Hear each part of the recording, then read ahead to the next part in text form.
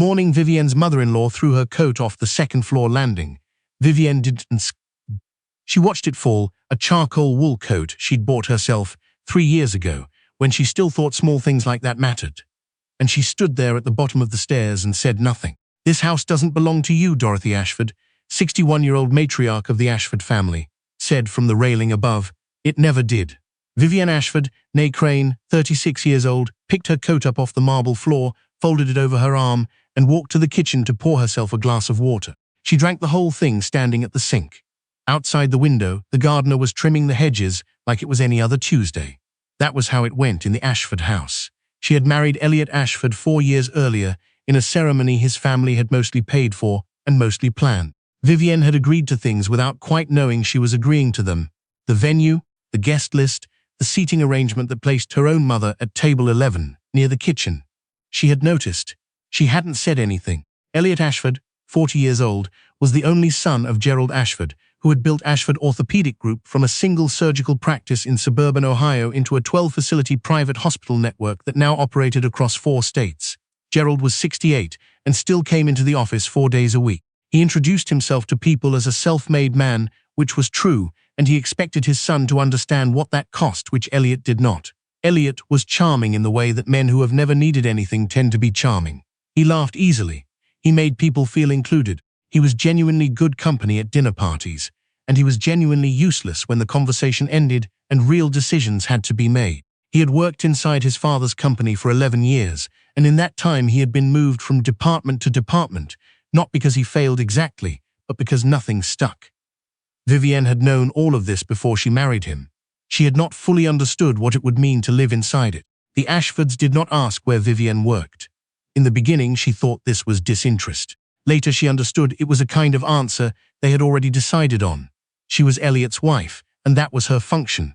And whatever she did with her time before or after that function was not a subject that required their attention. She had stopped explaining herself after the first year. What she did not explain, that she had a degree in biomedical finance from Johns Hopkins, that she had spent 8 years at a private equity firm before going independent, that 4 years ago, 6 weeks before her wedding to Elliot, she had finalized the acquisition of a struggling regional hospital in western Pennsylvania, Allegheny Crest Medical Center, for a price that the sellers had accepted because they needed the liquidity and because nobody else had offered. That in the time since, she had added 2 more facilities, restructured the debt across all 3, brought in new surgical department heads, renegotiated supplier contracts, and turned what had been a combined operating loss of $31 million into an operating margin that had attracted the attention of 2 different institutional buyers in the past 18 months. She ran the company quietly, from an office downtown that the Ashfords had never visited, under a holding entity called Crane Medical Holdings. The name was her maiden name. Nobody in the Ashford family had noticed. The coat incident happened on a Thursday. By the following Monday, Dorothy had moved on to other things, and Elliot had not mentioned it. This was not unusual. Elliot existed in a kind of permanent present tense, in which unpleasant events dissolved if you simply did not acknowledge them. He was not cruel. He was something harder to name. Absent, somehow, even when he was standing directly in front of you. He had been spending more time at his father's office. That was what he said. More time at the office, working on the expansion. Gerald Ashford had been planning to open 3 additional facilities: a rehabilitation center in Columbus, an outpatient surgery center outside Pittsburgh, and a specialty clinic in Cincinnati. The Pittsburgh location was the centerpiece. It was supposed to open in 14 months. What Elliot had not told Vivienne, and what she found out the way she found out most things, by being competent and paying attention, was that the Pittsburgh facility had a problem. The building they'd selected sat on land that had been rezoned twice in the past decade, and the original property purchase had included a covenant that restricted medical use above a certain patient volume. It was the kind of thing that should have been caught in due diligence. It had not been caught. They were now 9 months into a construction timeline with permits that were legally questionable, and the attorney Gerald had hired to resolve it had been quietly billing hours for 6 months without producing a resolution. Vivienne knew this because the Pittsburgh site, the specific parcel of land Gerald Ashford had selected for his flagship expansion, was 6 blocks from Allegheny Crest Medical Center. She had looked at the same parcel 18 months ago and passed on it for exactly this reason. She said nothing. Spring turned. Vivienne planted tomatoes in the side garden because she liked tomatoes, and because doing something with her hands in the morning helped her think. Dorothy told her the beds were in the wrong place and that she should move them. Vivienne thanked her and did not move them. The woman who came to the house in late April was named Lacey Drummond. She was 29, worked in marketing at a hospital management consulting firm, and had been introduced to Gerald and Dorothy at a charity gala in February. She had been introduced to Elliot sometime before that. Vivienne put these facts together slowly, the way you do when you already know the answer and are simply waiting for the evidence to become undeniable. The texts she glimpsed. The dinner reservation on his phone for a restaurant he hadn't mentioned. The way he laughed differently on certain calls, quieter and lower, like he was trying to take up less room. She did not confront him. She made an appointment with her attorney. Gerald Ashford called a family dinner in early May. This was not unusual. He called family dinners when he had something to announce or something to decide, and there was rarely a difference between those two things in his mind. The dinner was at the Ashford house, the original house, the one Gerald and Dorothy had lived in for 30 years, not the newer one where Vivienne and Elliot had settled. Gerald sat at the head of the table and talked about the expansion.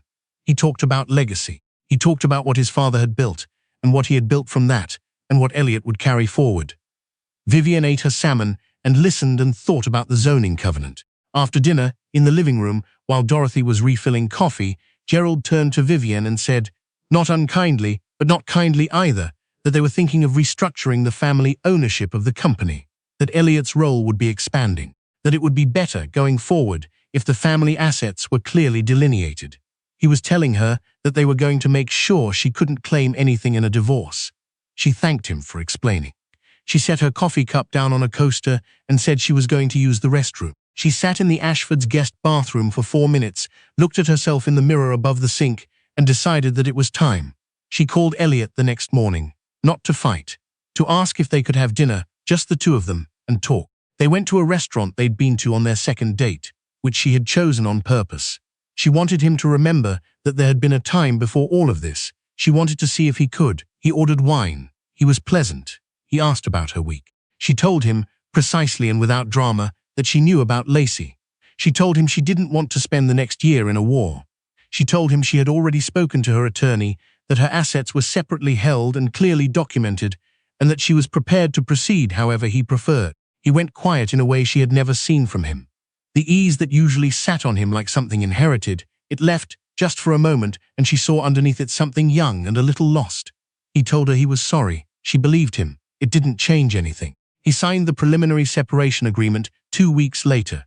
He signed it at his parents' kitchen table, which Dorothy had suggested as a location, presumably because she wanted to be present for it. Lacey Drummond was not there, but her absence felt like a presence of its own. Everyone knew she existed, and no one said her name. Vivienne was not at the table. Her attorney handled the signing. She was in her office downtown, reviewing a term sheet for a potential acquisition of a physical therapy network in Western Virginia. What happened next happened because of the Pittsburgh site, and because Gerald Ashford had finally found out what his attorneys had known for 6 months. The permits were unenforceable. Construction had to pause. The contractor, who had been operating in good faith, submitted a pause-and-hold invoice that ran to $400,000. The lender on the construction note, a regional bank that had extended a significant credit facility to Ashford Orthopedic Group, received this news on the same day it received a request from another party to review the zoning history on the same parcel. That other party was Crane Medical Holdings. Vivienne had not filed anything adversarial. She had not done anything to cause the permits to fail. They had failed on their own, as she had known they would. But she had, in the past 30 days, quietly approached the same lender that held Gerald's construction note and discussed a possible refinancing arrangement on the Allegheny Crest debt. This was a legitimate business conversation. It was also the kind of conversation that caused a bank's commercial real estate team to look more carefully at the other exposure they held with facilities in the same market. The bank's risk committee asked questions. The questions led to a review. The review surfaced the zoning issue formally, and the formal surfacing of the zoning issue triggered a covenant in the construction loan that allowed the bank to pause disbursement pending resolution. Gerald Ashford's Pittsburgh expansion stopped. The call came to Elliot on a Wednesday afternoon. Vivienne knew it had come because her attorney, who had a collegial relationship with the Ashfords' corporate counsel, mentioned that there had been an urgent family meeting. She did not know what was said in that meeting. She could imagine the shape of it. What she knew, because it was in the filing, was that Gerald Ashford had structured the expansion using a holding vehicle that listed Elliot as a co-guarantor on the construction debt. Gerald had done this, her attorney believed, to give Elliot a formal role in the project, a way of finally binding his son to the legacy he kept describing at dinner tables. It meant that when the bank paused disbursement, Elliot's personal credit exposure became visible. And when the bank asked for updated financial disclosures from all guarantors, Elliot's disclosure showed exactly what it had always shown. A salary from his father's company, a house with a mortgage his father had co-signed, and very little else. The bank asked whether Elliot had other assets. His attorney confirmed that he did not, that his wife's assets were separately held and independently documented. This was true. Vivian had made sure it was true. She heard from Dorothy twice in the weeks that followed. The first call was angry. Dorothy told her that she had maneuvered this deliberately, that she had used the bank against them, that this was not how a wife behaved. Vivian listened to all of it. When Dorothy finished, she said quietly that she hadn't caused the permits to fail, that she hadn't asked the bank to do anything it wasn't already doing, that she had spent 4 years building a company while her coat was thrown off landings and her mother sat at table 11, and that her assets were hers because she had earned them. She did not raise her voice. Dorothy hung up. The second call, 3 weeks later, was different. Dorothy did not lead with anger this time. She said that Gerald was trying to restructure the debt, that Elliot was in a difficult position, that if Vivian still had any feeling for the family, and here her voice shifted into something that was almost a question, perhaps she might consider. Vivian let the silence sit for a moment. She said she wished them well. She said she hoped Gerald found a path forward. She said she did not think she was the right person to help with it. She said goodbye and meant it. The divorce finalized on a Thursday morning. Vivian was at her office when her attorney called. She wrote down the date in the margin of the document she'd been reading, the way you mark something you'll want to remember. Then she kept reading. The Ashford expansion restructured at a loss. Gerald managed to salvage the Columbus and Cincinnati sites, though at terms that required him to reduce his ownership stake. The Pittsburgh location was ultimately sold to another buyer, not Crane Medical Holdings, which had no interest in the parcel, but to a national group that spent 18 months resolving the covenant before breaking ground. Elliot moved into an apartment. She heard from mutual friends that he had ended things with Lacey, or Lacey had ended things with him, or perhaps it had simply stopped making sense once the circumstances around it changed. She did not call him to find out. She planted a new row of tomatoes that spring in the same beds Dorothy had told her to move. They came up slow that year, then all at once. What Gerald Ashford had never understood about his son's wife, what none of them had understood, was that she had never needed anything from them. Not the house, not the name, not the table they set, or the seat they offered, or the inheritance they were so carefully protecting. She had come into that marriage with more than they knew, and she had left it the same way. The affair, the dinner in May, the signature at the kitchen table, those had all been Elliot's choices. She had simply made hers.